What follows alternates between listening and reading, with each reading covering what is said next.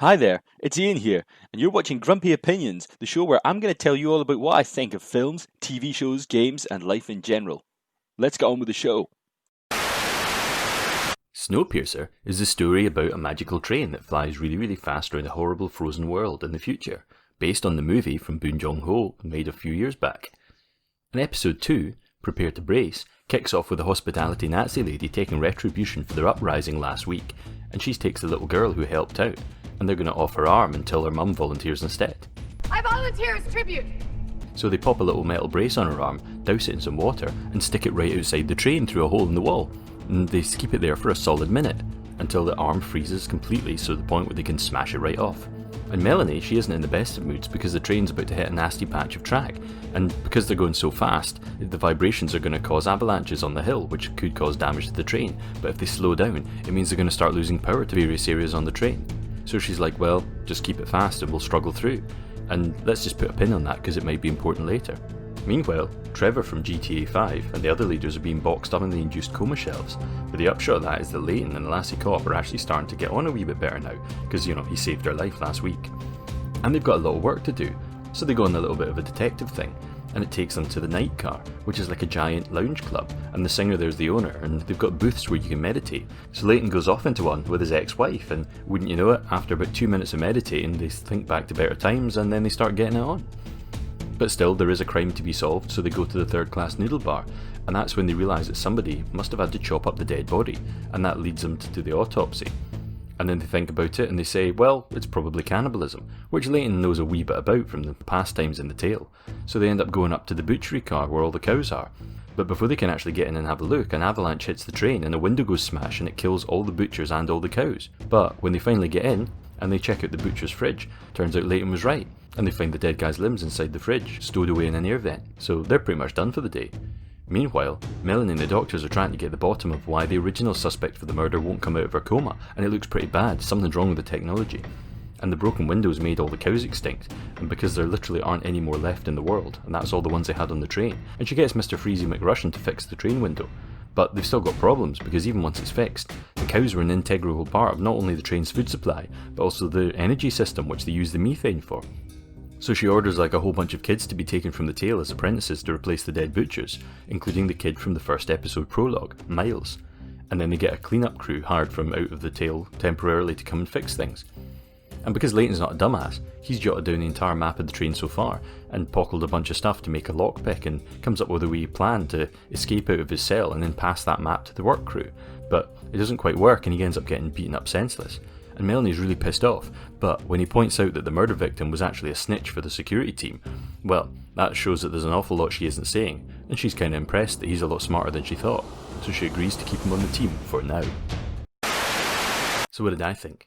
Well, as I said last week, episode 1 of Snowpiercer was a bit of a horrible mess, and it looked really scrappy, the editing was all over the shop as well as the pacing being totally off, but this week things seem to have settled down. And that kind of makes sense, if the rumours were true about the feature-length pilot having to be massively reshot and rewritten and then cut down really short from what it originally was. But with episode 2 being just a proper episode, presumably that was written to be this length, things actually seem to be falling into place a bit more. And it's clear that the story of this show is going to be running on several different fronts, because you've got Layton and his detective thing, that's tied into him also trying to set up things for some eventual uprising later on, and then there's the story of the tailies, with his pal and like Miles the kid, and they presumably might have their own storylines, and that makes sense. Because, what they seem to be doing is building a story universe. It reminds me a little bit of the show Hell on Wheels, which, if you never saw it, it was basically Anson Mount who played Captain Pike on Star Trek Discovery, and it was him trying to hunt down and kill the men who murdered his family during the American Civil War. But to do that, he needed to work his way up through all the chain of bad guys and find, the guy in charge, all the while working on the Great American Railroad. And it's a clever idea, and, it can carry you through a show while you get all, the other stuff happening outside of the main series arc. And I did like a few of the things in this episode. I like the fact, that Layton and the cop are getting on really well. They've got that bit of that, cops together attitude that's kind of growing on them. And I like the fact that she was standing up for him to other people. It's a little bit cheesy, especially how quick it all happens, but it kind of works. And Layton himself, he's actually turning out to be quite a clever character. He's got an awful lot more going on than you'd realise. how he kept scrounging things all the way through the episode, and he has this whole escape plan in place, or how he worked out that the body was going to be used for cannibalism almost right off the bat when nobody else did, and that the guy murdered turned out to be a snitch from who knows a whole load of big secrets, and that's why Melanie really wants him to catch the killer, not actually because they're worried about a murderer. And the whole thing about the arm punishment makes a bit more sense. I mean, I thought that when they first mentioned the missing arms in episode 1, it did seem a little bit odd, but it kind of makes sense now. If you're bad, we stick your arm out the train for a minute and let the cold freeze it till it's completely dead, and then we shatter it off. I mean, it's cruel, but it's also cheap and effective, and a kind of punishment people will actually pay attention to. I also like the fact that they've introduced this kind of freezy Russian guy, and I kind of hope he's not just going to turn out to be a bad guy next week or something, but I like the fact that he was kind of all scarred from the cold freeze, and he seems to have a bit of a weird kind of fetish going on about it being cold. And he really reminds me of the guy from Sunshine who was obsessed with looking at the sun all the time, even though it was doing really nasty things to his skin. And I like that they're introducing new characters, just in little dribs and drabs, because the show needs to grow and give us more of a world here. And there's something really reminiscent of early Battlestar Galactica to this, and a little bit of Babylon 5 and shows like that, where the whole point of this show is it's trying to get you a sense of the place and the universe and how it all fits together, rather than concentrating just on the big story.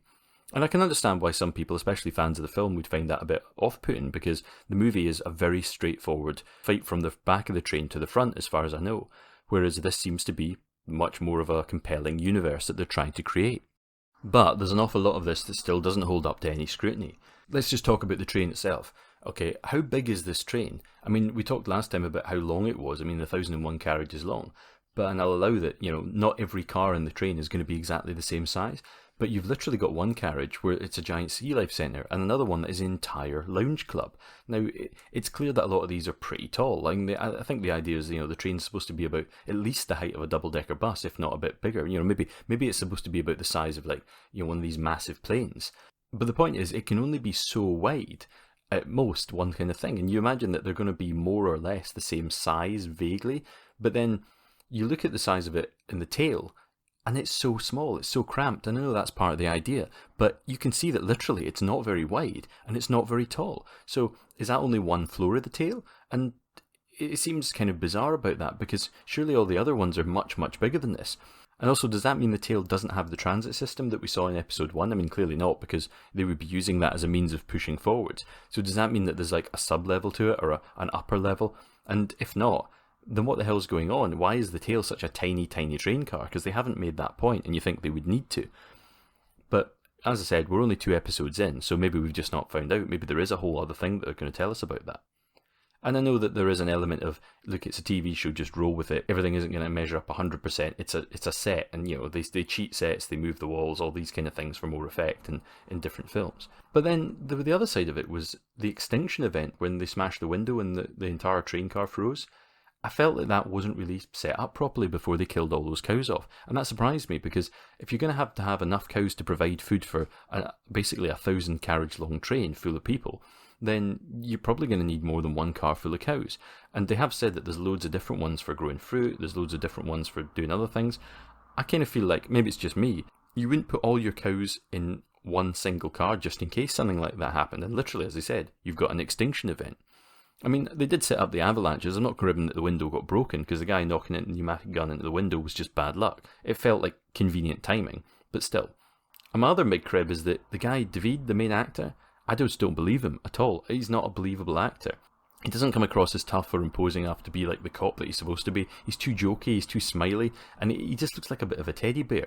And again, I just don't feel like he's a serious drama actor. He feels like a stage actor. At any minute he wants to burst into song or start kind of mucking about or having a sort of wink at the audience. And we get in scenes of him and his ex and how lovey-dovey they were. Who cares? Honestly, was that just an excuse to get a couple of actors half naked in the show so we could see some flesh? It just seemed like a really odd choice, and it felt like it was dragging the episode down. And then there was a whole cannibal story scene, which sounded like he was making a joke. Each of us ate a piece of his heart, so that no one could say they were innocent. And I just don't know if it was meant to be a joke or not, because it did sound that sort of thing of, he could just be lying. But the problem is I get the sense that it's actually probably not him supposed to be yanking their chains. It's supposed to be serious, but his delivery just doesn't work. But anyway, It wasn't a bad episode, and I'm still enjoying the show. I'm still sticking with it. And it's taken me a wee bit longer to get this episode than I wanted, and the next episode should be up on TV in the next couple of days, so I'll get it back out to you as soon as I can. But in fairness, we don't get the kind of sunshine we get at the moment in Scotland very often, so I have been outside enjoying it, and it's been kind of lovely. And with so much nasty things going on in the world, we got to get the happy times where we can. But things are still on track for keeping it going, and there's plenty of rolling videos coming up. So till next time, I've been Ian, and these have been my grumpy opinions.